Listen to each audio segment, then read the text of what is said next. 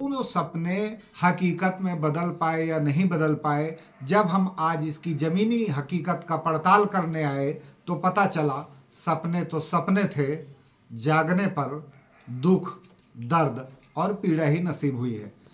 Madam, बरसात में बड़ी कच्ची सड़क रहती है। अगर कोई बीमार पड़ता है बरसात के दिनों में, आप बहुत तकलीफ जाती है सर, तो बहुत तकलीफ। कैसे लेकर जाते होंगे? अब हमारा तकलीफ क्या बताएं। गाड़ी, 4 चक्का गाड़ी चला जाता है, बस फंस जाते हैं गाड़ी, फंस जाता है। टैक्सी वगैरह, कोई भी 4 चक्के की कोई भी कार वगैरह नहीं चल पाए ना सर। नहीं चल पाता। अच्छा, मोटरसाइकिल ले दे करके ऐसे चल जाते हैं। और बरसात ऐसा है ना, पूरा बर्बाद है। तो बरसात आए के बाद आप मन के महीना बहुत तकलीफ में रही थो। हमारे दे माता राम कैमरामैन साहब हमारे साथ मिश्रा जी हैं, सिद्धांत मिश्रा जी। हम बोलेंगे कि हमारी एक और माता हमारे समक्ष आई हैं। आइए माता जी, स्वागत है आपका जन संवाद के दरबार में। आइए आप, हमारी जो जन चौपाल है जन संवाद की, इसमें आइए। आज हम आपके इस विस्थापित गांव की समस्याओं को जानने के लिए आए हैं। तो हम फिर से मुखातिब होंगे सरपंच जी की ओर। हमारे कैमरामैन से मैं कहूंगा कि सरपंच जी से हमारा सवाल जवाब फिर से। जब बरसात में कई बार माताओं बहनों को हमारा डिलीवरी करने का रहता है, बहुत सारी स्वास्थ्यगत समस्याएं आती हैं, तो आपके गांव में व्यवस्था नहीं है सर। कोई व्यवस्था नहीं है? कोई व्यवस्था नहीं है। छोटा मोटा कोई स्वास्थ्य केंद्र है आपके गांव में? नहीं। आपका जो स्वास्थ्य केंद्र है, आप इलाज कराने के लिए यहाँ से कितने किलोमीटर दूर जाते हैं? 6 किलोमीटर। ये हमारे साथ में भाई साहब हैं, सरपंच जी है। सरपंच जी के साथ हम और भी बात करते हैं। साहब, आपका नाम, पता और परिचय बताएं। हाँ, हमारा नाम कार्तिक राम बारिक है। और जो बरसात में ना जी, आने जाने में बहुत दिक्कत पड़ते हैं। समस्या तो ये है कि रोड इतना खराब रहते 4 महीना। ये जो आपके खराब रोड है, 13 के किलोमीटर है? ये है कम से कम 5 किलोमीटर है। सरकार जब आप मन ला नवापारा से राम सागर में विस्थापित करीस, तो आप मन ला का आश्वासन दे रही से? वन विभाग वाला मन आप ला रोड बनवा के देवो, धन नहीं देवो, का कह रही से? हाँ, पक्की सड़क बनवा के देवो की रीत से, और स्कूल बना के देवो की रीत से, और छोटे मोटे अस्पताल बना के कहाँ कुछ तो नहीं है। तो स्कूल बनिस? हाँ, स्कूल अभी अधूरा है। अधूरा है जी। प्राइमरी स्कूल नहीं, मिडिल स्कूल अधूरा है जी। तो जो मिडिल स्कूल के हमारे लड़का मन है, तेमन पढ़े बर कहाँ जाते हैं? पढ़े बा तो किराए में गांव में एक ठो खोली करे हैं। हाँ, और वही गांव के चंदन दफ्तर पूरा के व्यवस्था करते। ये स्थिति है विस्थापितों की। अब ये इतने मुद्दों पर बात हुई है, और उसके बाद अब एक और बात करते हैं, क्योंकि बार नवापारा जो हमारा क्षेत्र था, आदिवासी बहुल क्षेत्र था, और जो आदिवासी समाज है उसे जाति प्रमाण पत्र की जरूरत पड़ती है, क्योंकि उन्हें स्कॉलरशिप लेना है, स्कूल में एडमिशन लेना है, अन्य जो भी तमाम बुनियादी चीजें हैं वो जाति के आधार पर। ध्रुव साहब, आप मन के लड़का मन के जाति प्रमाण पत्र बनातेगा? नहीं बने हैगा अभी, बहुत दर्द धूप करते। फिर होती जा बार साइड, फिर एती भेजत महासमुंद साइड, जाति नहीं बन पाते। का बोलते, कौन घुमाते आप मन? वो यही मन घुमा देते एती जावे तो बड़ौदा जाबे तो सोना खान जा, नहीं तू वहाँ जा। यही नहीं बताते, इसे कहते गांव लाती तुम्हारा राम सागर दिखबे नहीं कराते, कहते ऑनलाइन में। तो ऑनलाइन में राम सागर दिखता नहीं है, और लाइन में राम सागर है नहीं। अब क्या हमारे प्रदेश के मुख्यमंत्री, राजस्व मंत्री, वन मंत्री इसे लाइन में ला पाएंगे? ये सबसे बड़ी कठिन चुनौती है, क्योंकि हमारे गांव के तमाम बच्चों का जाति प्रमाण पत्र नहीं बन पा रहा है। बड़े दाई सुनो ना सर। हाँ, 3 लड़का है, मैं एक ही जन मिले मुझला जमीन है। मैं तीनों लड़का ऐसे रोजी मजदूरी करके चलाते हैं। अब कैसे उपाय कर हो तो बोलो बताओ। तो 3 लड़का है, तीनों झंगा नहीं मिले हैं। मकान नहीं मिलिस, हाँ। जमीन नहीं मिलिस, काबर नहीं मिलिस? वो समय जो प्रस्ताव है रही से तेमा आप मन के नाम नहीं रही इसका लड़का मन के? नहीं रही, बाद में है करीन लिखा था कि गाँव वाला मन की, लेकिन हाँ। नहीं है। तो जो पहले प्रस्ताव हो चुका था उसके कारण इनका नाम सम्मिलित नहीं हो पाया है। आप अपन मुख्यमंत्री बोलो, का बोलना चाहते हो तो अब कोशिश करूँ तो मैं देखे दाई हमारे बड़े दाई है मोर ऊपर छोड़ा थे कि हमन कोशिश करबो। माननीय मुख्यमंत्री जी, मैं आपसे निवेदन करता हूं, आग्रह करता हूं, अपने किसी प्रतिनिधि को राम सागर गांव भेजिए, जो कि बार नवा पारा का विस्थापित गांव है और ग्राम पंचायत भावा महासमुंद जिले के अंतर्गत वर्तमान में आता है। यहाँ पर तमाम समस्याएं हैं, इनका निराकरण होना चाहिए। जैसे कि जाति प्रमाण पत्र बनना चाहिए, जिसके लिए हमारे गांव के लोग भटक रहे हैं। एक स्वास्थ्य केंद्र की जरूरत है और सबसे बड़ी बात, यहाँ तक पहुंच मार्ग का निर्माण आज तक नहीं किया गया है, जिसकी सबसे बड़ी आवश्यकता है। क्योंकि अगर पहुंच मार्ग नहीं बनेगा तो लोग बीमारी में रास्ते में ही दम तोड़ देते हैं और परिवार के लोग सिर्फ आंसू बहाते हुए अपनी तकदीर को कोसते हैं। शुरुओं के साथ मैं आपसे निवेदन करता हूं, किसी न किसी अपने प्रतिनिधि को भेजिए और इस गांव के जमीनी हालात का जायजा लीजिए और यहाँ की समस्याओं का निराकरण और निपटारा कीजिए। अंतिम सवाल हमारा रहेगा हमारी जो सरपंच जी से हैं। सरपंच जी, आपको तो 1 साल हो चुका है सरपंच बने। जी सर। क्या उपलब्धियां हैं आपके ग्राम पंचायत की? कुछ नहीं। कितना फंड मिली साहब राज्य सरकार से? कुछ नहीं मिला है सर। कुछ नहीं मिला है। कुछ नहीं, पूरा शून्य है। तो ऐसे में आप गांव का विकास कैसे करेंगे? गांव की जनता क्या चाहती है और आपके गांव के विकास की क्या क्या मांगे हैं? इतना बोलते हैं सर, तो कुछ मत। ये दिखावा टाइप के सरपंच बनाए हैं या फिर सरपंच बनाए हैं तो आगे विकास बढ़ाए हैं कि बनाए हैं, धन का करे है तो वही जाने। अब लेकिन कुछ काम नहीं देते। पूरा हमारे छत्तीसगढ़ सरपंच मंडल सब इसने भुगतान है। सरपंच जी, आप मन अपन पूरा नाम पता और पूरा एड्रेस ला बतावा। हाँ, मैं श्रीमती आशा ठाकुर, ग्राम रामसागर, भाव पंचायत, ग्राम पंचायत भावा, विकास खंड जिला महासमुंद और ब्लॉक आप मन के महासमुंद।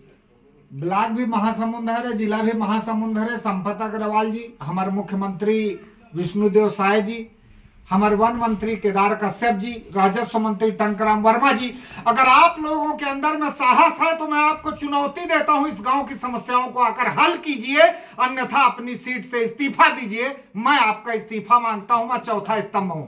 धन्यवाद, नमस्कार। मिलते हैं फिर नई खबर के साथ। जन संवाद के लिए बने रहिए राजेश मिश्रा के साथ। अभी हम हमारे जो गांव की सरपंच हैं भावा की, हम आशा ठाकुर मैडम के यहाँ आए थे और हमने श्रीमती आशा ठाकुर जी से बड़ी आशापूर्ण बातें की हैं, लेकिन मुझे तो निराशा हुई है और गांव वाले भी हमारे निराश हैं। हमारी इस निराशा को आशा मिलने की उम्मीद है श्रीमती आशा ठाकुर को। हमारे साथ मौजूद हैं भाई साहब ओम प्रकाश यादव जी। हम यादव जी से बात करेंगे। यादव जी, मैं जब आपके गांव आया हूं तो सड़क बड़ी कचरा थी। मैं तो बरसात में आता, फंस जाता, मेरी कार फंस जाती, मुझे ट्रैक्टर बुलवाना पड़ता और मेरा हजारों रुपया खर्च हो जाता। ऐसी कंडीशन में आप लोग कैसे करते होंगे?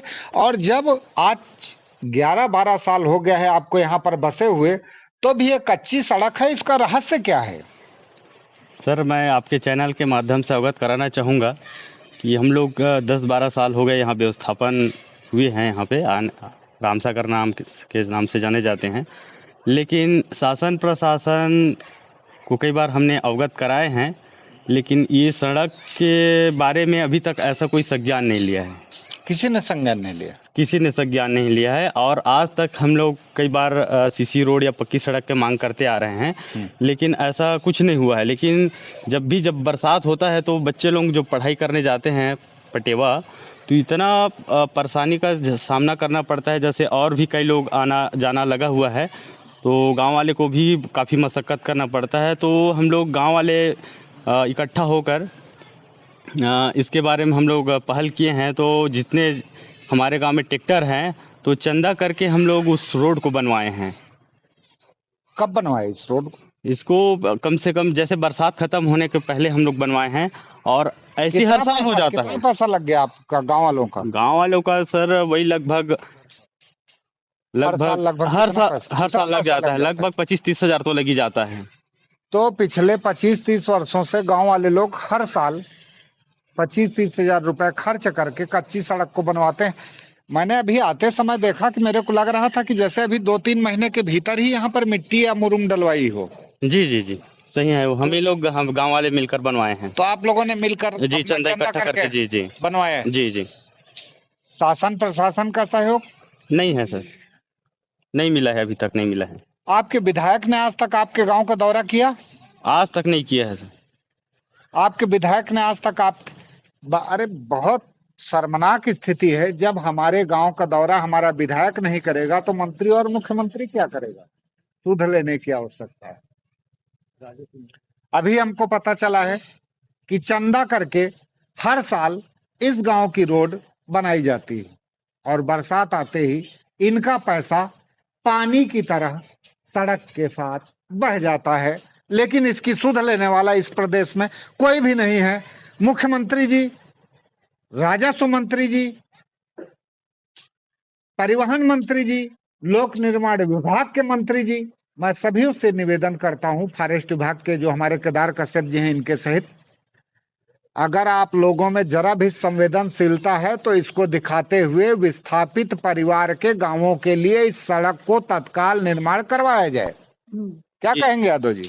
नहीं, सही है सर। ये तत्काल हम लोगों को आवागमन की सुविधा होनी चाहिए। और भी ऐसे व्यवस्थापित ग्राम हैं जो सुविधाओं से वंचित है, उसको पूरा किया जाए। शासन प्रशासन से ही हमारा मांग है। और जो हमारी इस क्षेत्र का जो विकास होना चाहिए था वो अभी तक शून्य के बराबर है। अच्छा यादव जी, आपसे बात करते करते मेरे जेहन में आया, जल जीवन मिशन बड़ा खूब प्रचलित हो रहा है। जी।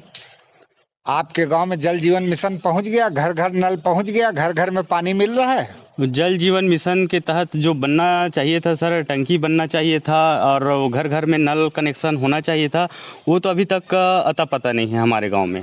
बना आपके ही गांव नहीं में है। कोई अता पता नहीं? जी नहीं है। कोई नल कनेक्शन नहीं? कोई नल कनेक्शन नहीं कोई है। पानी नहीं? कोई पानी नहीं है, वो सुविधा नहीं है। मोदी जी, कहाँ है आपकी योजना? और कहाँ है ट्रिपल इंजन की सरकार, डबल इंजन की सरकार? ग्राम पंचायत भावा के राम सागर में, जो कि भावा का आश्रित ग्राम है, लेकिन आपके रिकॉर्ड में नहीं है। और रिकॉर्ड में न होने के कारण न यहाँ पर जल है, न यहाँ पर जीवन है, न ही यहाँ पर आपका मिशन है। इसलिए आप अपने मिशन पर फोकस करते हुए अपने सरकार के प्रतिनिधियों को इस गांव तक भेजिए, यही मेरा विनम्र निवेदन है। धन्यवाद, नमस्कार। मिलते हैं फिर नई खबर के साथ। बने रहिए जनसंवाद के साथ। और हम अभी आपको गांव का भ्रमण भी कराएंगे, आपको गांव के हालात दिखाएंगे।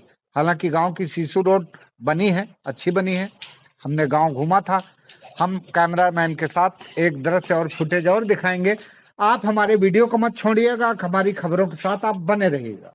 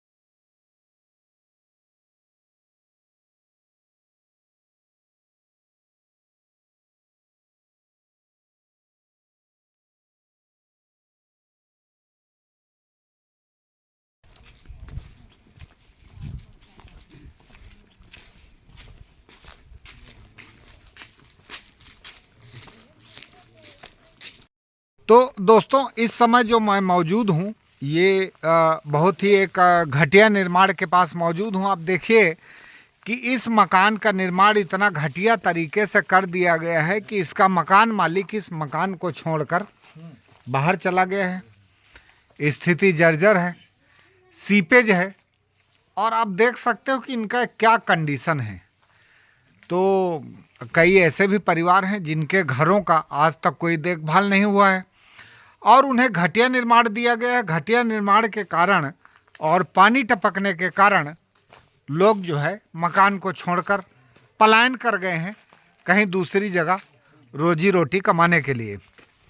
अगर हम आपको बताएं तो ये श्रीमती प्रेमाबाई ठाकुर के नाम से मकान है और प्रेमाबाई ठाकुर के इस मकान में आज की तारीख में ताला लगा है।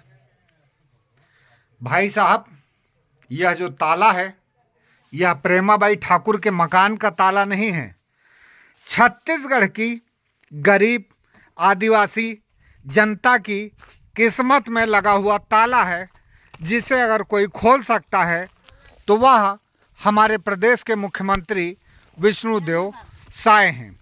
ए दे दाई हाथ जोहार दाई दाई, ये दे ताला लगे हो, तुम्हारे घर है पूरा जर्जर दिखा थे। का हो गए घर ला? अब्बड़ चूथे साहब, अब्बड़ चूथे? हाँ हाँ, चल ना देखो। नहीं लगे दाई, देखे भी नहीं लगे। आप मन बताते हो, हमन देखे हैं, अंदर की स्थिति भी देखे हैं। तो आप मन कोई अधिकारी जगह बोले है? अब वो है जान ही बाबू है साहब। कहाँ गए है बाबू है? वो है ओकर बेटी घर गए है। बाबू है बेटी घर गए। का नाम है तुम्हारे बाबू के? अजय। अजय। हाँ। तो हमार दाई है सियानिन हो गए है, ज़्यादा देर खड़ा नहीं हो सका, ओकर सेती बैठ गए है। और जैसे हमार दाई बैठ गए है वैसने हमार दाई के घर भी बैठ गए है। एक जिम्मेदार हमार वन विभाग के मुखिया और हमारे मुख्यमंत्री और जिम्मेदार अधिकारी मन हवे, जे मन ला ध्यान दे के और संज्ञान ले के जरूरत है। धन्यवाद, नमस्कार। मिलते हैं फिर नई खबर के साथ। बने रहिए, जनसंवाद के साथ मिलते रहिए राजेश मिश्रा से।